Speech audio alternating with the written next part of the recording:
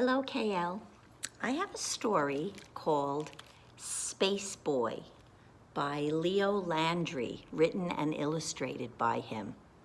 And it's about a little boy, as you can see, who decides that Earth is just a little too noisy for him.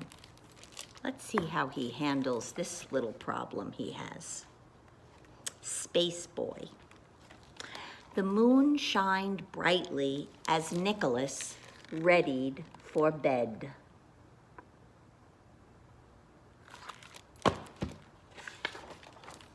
This is what he could hear.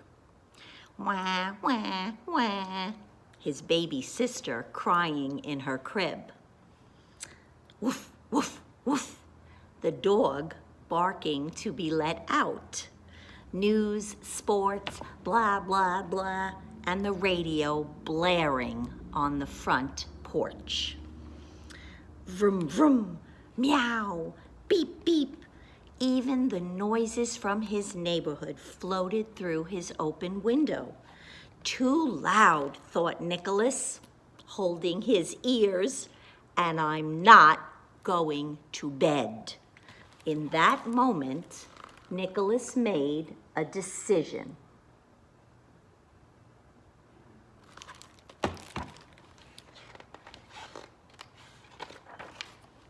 He tiptoed quietly to the kitchen.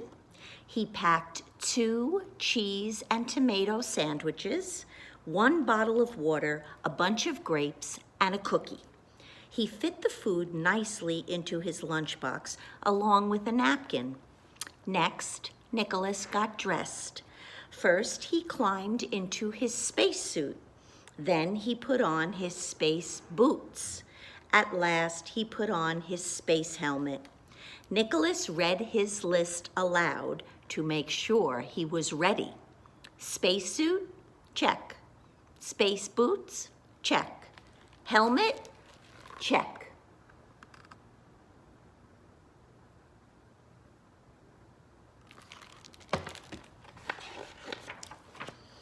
Then Nicholas walked outside to the backyard and climbed into his rocket. He strapped himself in and prepared for takeoff. Nicholas knew exactly which buttons to push and when to push them. 4, 3, 2, 1. Lift off, he shouted. The rocket soared into space.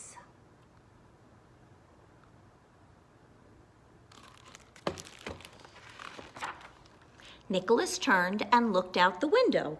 Below, he could see the noisy world slowly fall away. Above, he saw the moon. Almost there, he thought.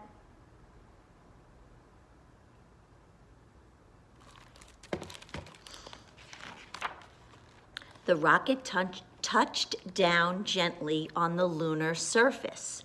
Nicholas opened the hatch, climbed down the ladder, and stepped out onto the cold, dusty landscape. It was so quiet on the moon. This is what Nicholas could not hear: his baby sister crying, the dog barking, and the radio blaring.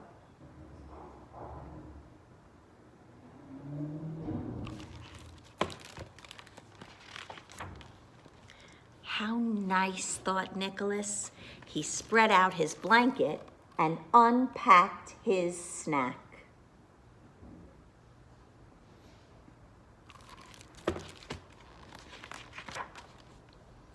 The lack of gravity was a problem. The tomato slices rose softly into the atmosphere. They looked as big and round as the earth as they floated away. Nicholas held on to his sandwich and ate what was left. He ate his grapes, took a sip of water, and saved his cookie for last. How delicious, he said.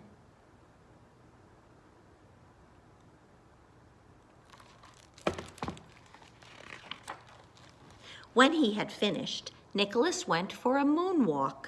He bounded across huge craters and scaled miniature mountains.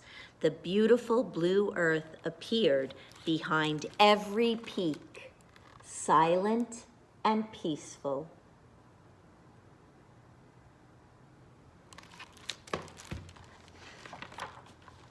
As Nicholas walked, he looked back at his footprints in the soft lunar surface.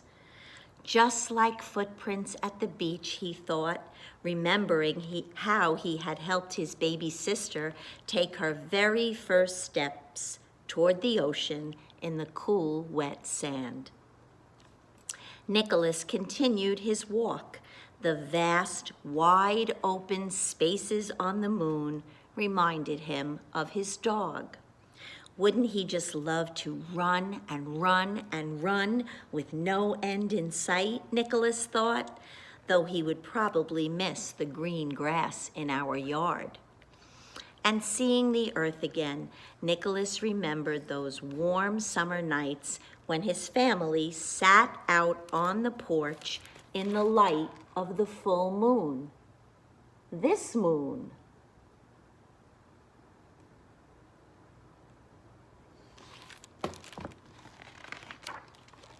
His moonwalk had brought him back to his spaceship. Back up the ladder went Nicholas. He climbed through the hatch and strapped himself in. 4, 3, 2, 1, lift off, he shouted. The rocket soared into space. Nicholas could see the craters and valleys of the silent moon slowly fall away. Ahead, he saw the earth.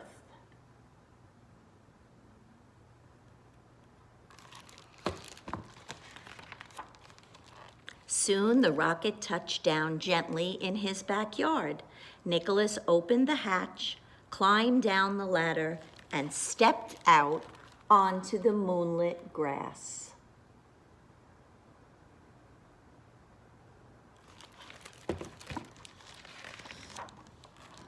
He went into his room and took off his spacesuit, his space helmet, and his space boots.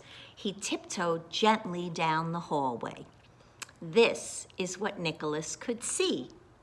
His baby sister sleeping in her crib, the dog curled snugly in his bed, and beep, beep, vroom, vroom, his parents sitting together on the porch, listening to the radio.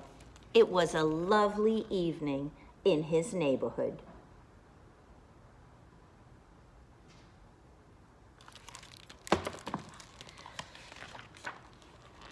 I'm ready for bed now, Nicholas told his parents. Good night. Good night, Nicholas, said his parents.